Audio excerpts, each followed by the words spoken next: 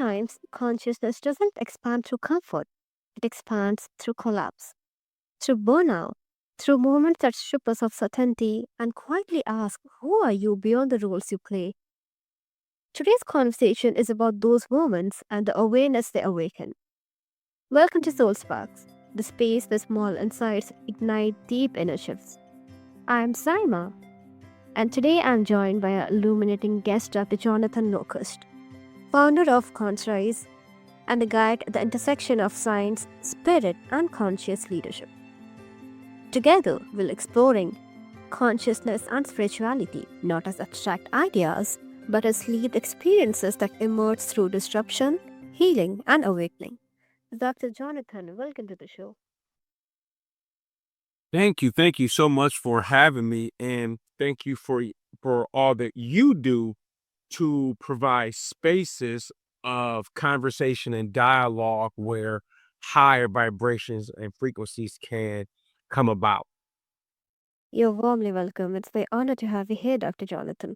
So I'm really curious that when you look back, was there a moment when you realized your understanding of consciousness could no longer stay theoretical? It had to become lived. Yeah, that's a great question. And I would say that moment happened to me, I would say, in a few different times. I would say the one of the main one was that coming from a very, very religious upbringing. My father, to this day, is a Pentecostal bishop in the Christian church. So if you're familiar with that religion, more or less on the strict side, like women did not wear pants in our congregation, men didn't wear earrings, and a lot of these different things. But it was how I grew up. But I got to a point to where I finished my PhD, and my goal previously was to be a university president. So I get a vice president position, and I moved from Ohio to Minnesota, Wisconsin. I worked in Minnesota, lived in Wisconsin, and about 4 months of being there, I had a health issue. And it was kind of at that point during that health issue, I went to the traditional process. And what they told me was not only did I have to be on medicine for the rest of my life, but the risk of me having a child that was healthy was at a very, very, very low risk. So at that point, I then knew that kind of the framework of consciousness that I had to be altered, it had to be transformed because I did not accept what that doctor told me. I knew that I could heal myself. I believed that I could heal myself. I had the faith, but then I knew then my actions and my beliefs had to move and shift in a different perspective than I had been. So it was for me that kind of first point was moving from a more religious perspective to a more spiritual perspective. And then that change of consciousness that went about that transition. That's really the way you explained was really remarkable, I would say. And what stands out in what you're sharing is how embodied that shift was. I feel that it wasn't an abstract idea or a philosophical upgrade, it was your body and lived experience demanding a new framework. And having your health challenge the beliefs you were raised with, and then you choosing to trust your own capacity to heal, like I said, feels like a profound turning point from inherited understanding to personal knowing. Now, that kind of transition from religious structure to spirituality often reshapes everything, and that's really remarkable. Now, many people think spirituality is often about escaping the human experience. So, from your journey, what do we tend to misunderstand about consciousness and spiritual growth? Mhm. That's a really good question. So I think the first part of that is, and you've said that a lot of folks have looked at the spiritual experience as an escape from the human experience, but we are here to be humans at this time. So kind of escaping the human experience is it's not necessarily why we are here, but I would say through the human experiences which allows that more spiritual perspective and a more embodying. So I'll give you an example. One of the things that I learned during my health issue was about intentional fasting. And I had kind of pretty much knew about fasting in regards to more religious based fasting, but I didn't necessarily know that much about water fasting, the health benefits. And one of the things that I realized in my research is, when you're fasting, the body starts to consume itself. And the first thing to go are things that the body does not need. And with intentional fasting, you can then direct that consumption into not only certain things in the body, but even certain thoughts, thought frameworks, um, or things that you may want consumed that you may feel no longer serves your being. What I did was, and I built up to this point. I did like a 5-day water fast, 7-day, and essentially what I built up to was a 24-day water fast. And after that 24 days of fasting, I did 14 days. I had lost a lot of weight. My wife was a little worried, so kind of asked me to eat something. Like, ended up eating like a piece of fruit, and then got back on and did another 10 days after that. And I would say during that experience, that 24 days, uh, it not only, I would say, changed my perspective, but during that time of fasting, I had a greater sense of connection than I've ever felt before. And I believe that sense of connection came through fasting, came through intention, and through that human experience of fasting, of the first few days being hungry, smelling food, that's all human.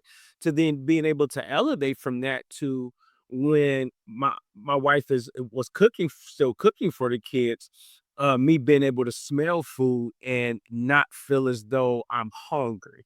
And but then being able to feel the connection in um the the planks in which the food came from, and there being all of these different things kind of came through that that experience. So I would say that was a major point for me of living that human experience, living it, but through that human experience, if you that it kind of more spiritual elevated experience of kind of leaving, because even now, that time of fasting, I was at a different state of connection that I have not been able to replicate or duplicate since. So that experience, I would say, was very human.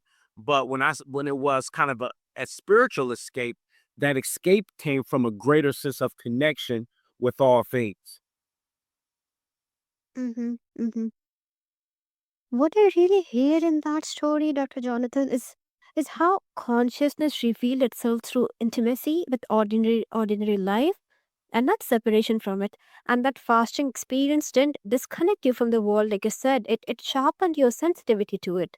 And the way you describe smelling the food, sensing its origin and feeling the web of connection speaks to a depth of awareness that only comes when we are fully present in the human experience. And it beautifully challenges the idea that spiritual growth means leaving life behind. So let's stay with that. When people begin questioning reality, identity, or purpose, what's usually happening beneath the surface? What I find is like when you're going through those different things, there's a lot of things happening like underneath the surface. And what you find that becomes parallel regardless kind of who you are, where you're from, is lessons, specific lessons that need to be learned, that you're here to learn, that by learning these lessons helps not only elevates consciousness, but provide many other perspectives to be able to see what I believe other people's point of view. So one of the things I'll even mention to even go a little deeper in that story, during that time of me fasting and me healing myself and meditating and things like that, what I realized was there were things that had happened to me when I was a child. I was sexually molested by older women. That was something that came up from the fast that um, basically was an igniter of the health issues that I had suffered at that time. So during that fast, again, that's a lesson.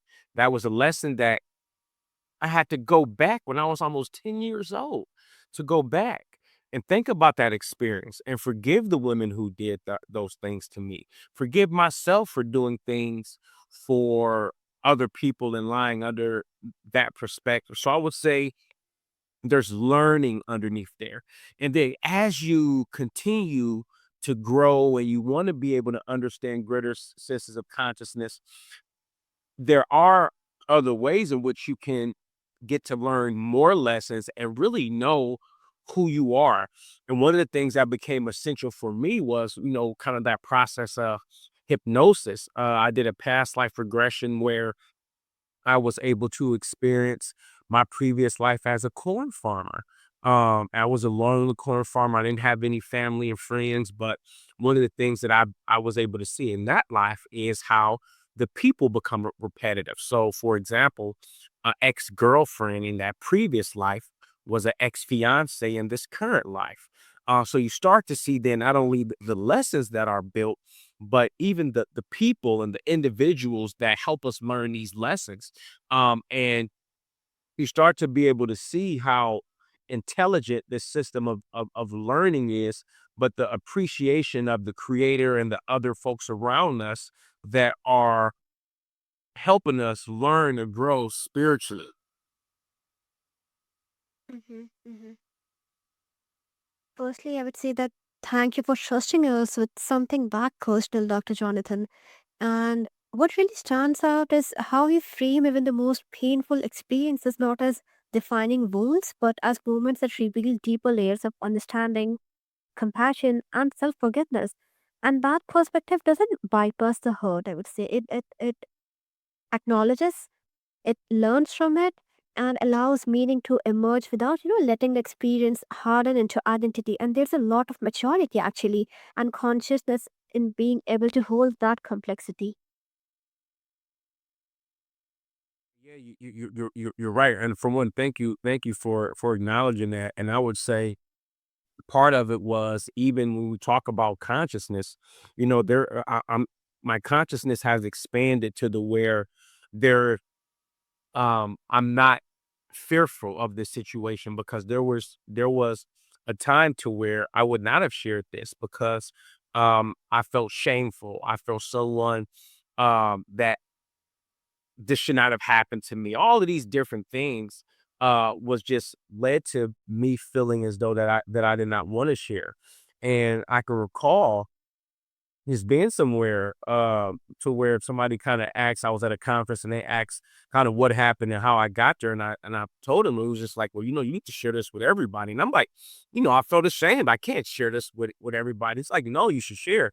And when I kind of shared it with that group, it was a small group, so I don't want to make it seem like there was a ton of people, about 40 people there. But when I shared it, I can say that a weight came off of my shoulders. So a lot of it is when we are expanding our consciousness, it's realization that the experiences that we go through, some of the most harsh experiences, are lessons for us that we have learned in order for us to be of service to other people.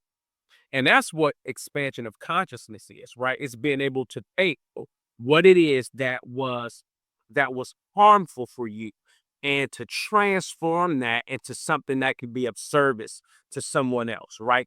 That is spiritual transformation. That is spiritual magic. All of these things, and that is what we're here to do. Mm-hmm. Absolutely. And what you're describing carries a lot of depth and courage, honestly. It's a reminder that beneath questioning identity or purpose, there's often a search for meaning, integration, and wholeness rather than answers alone. So, as we enter this, how does an awakening to consciousness tend to show up in everyday life, especially for people still navigating careers, leadership, and responsibility? Mm. Thank you for that great question. I would say that the way it shows up is, I would say, by, for one, um a knowing that life is not happening to you, it's happening for you. And a lot of times people think like, oh, things, and I got that from Tony Robbins, so I want to make sure I didn't make that up. But that is a perspective that has helped me. Life is happening for me, not to me. I will say another thing is being able to be in a space of gratitude, because being in a space of gratitude, that is a vibration. And that's one thing when you study quantum physics or quantum mechanics or metaphysics, you look at frameworks of energy, and knowing that being at a state of gratitude, well, that's a positive energy that attracts other energy. So I would say that. I would say another way is to be able to know and to have moments that we are going to get upset. Things are going to happen where that are not going to make us happy, but it is what we do to balance that and to be in the moment. So one of the things that how that shows up for me is even before I have meetings. So before I have meetings, before I have podcasts or even this, I just spend time to just send positive energy, love and light to the person that I'm going to be meeting with, the person that I'm going to be talking to. And what I have found by doing that, by just that simple being able to just send energy, and that actually, I found that when those things are done, the interactions are more positive, more heartfelt. So it's just sending positive energy to the people you're going to be talking to, you're going to meet with, and then having days and times where you can release. So one of the things that I found is, and when we look at the different chakras in our energy centers, or if you have fear, if you're feeling disconnected and you're feeling lonely, here's what you do.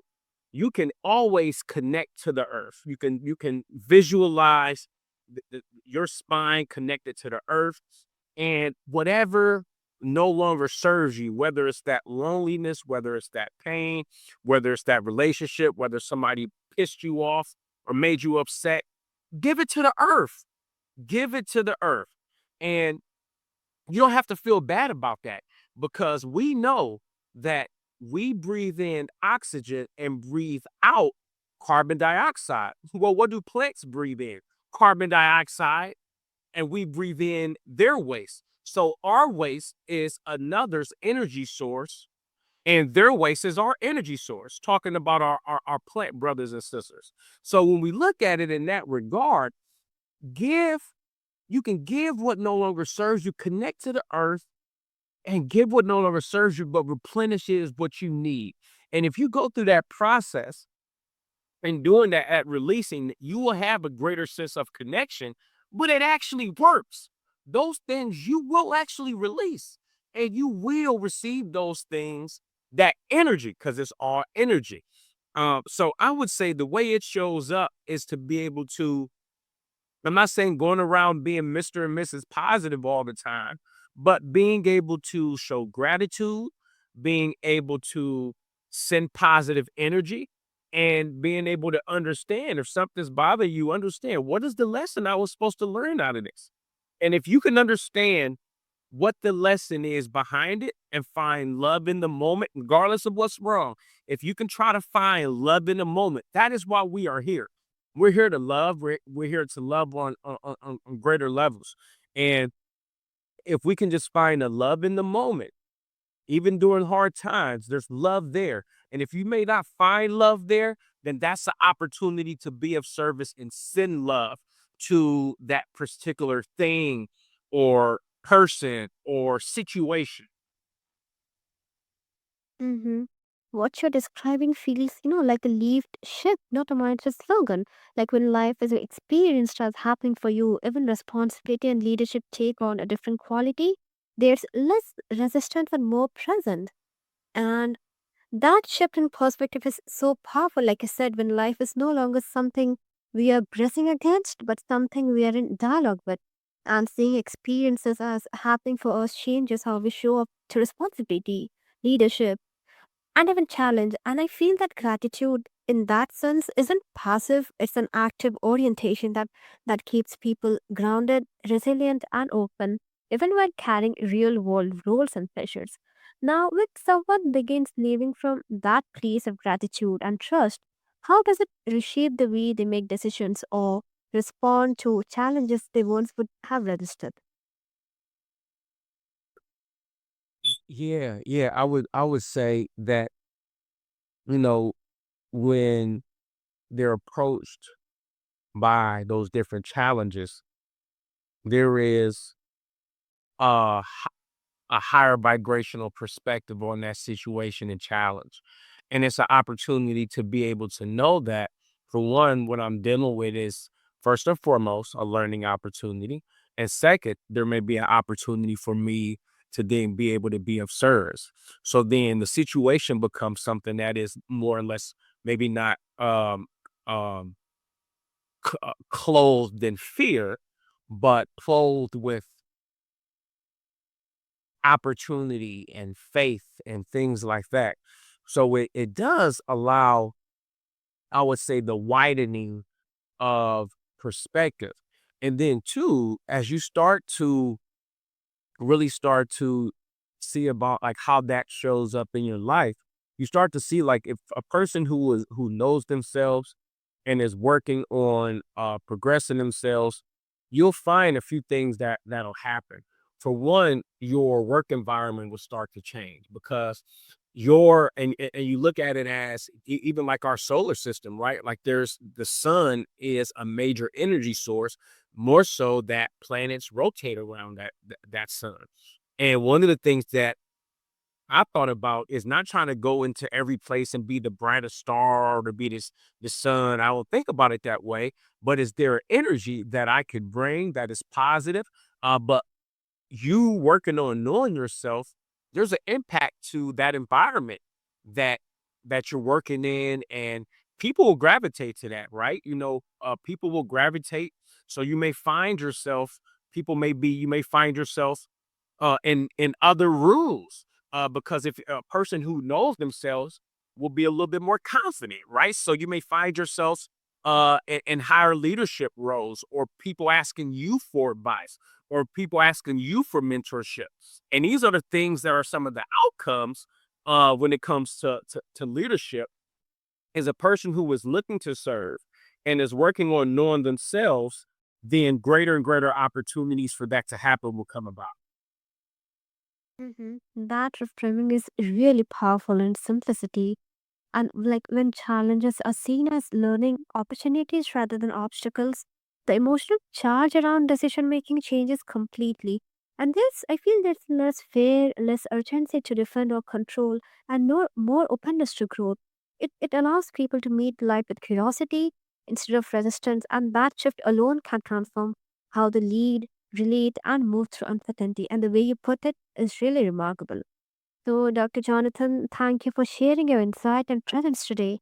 And to all our listeners out there, may this spark remind you that awareness often begins where certainty ends. This is Soul Sparks, and I'm Saima. Until next time, stay open, stay grounded, and trust your unfolding.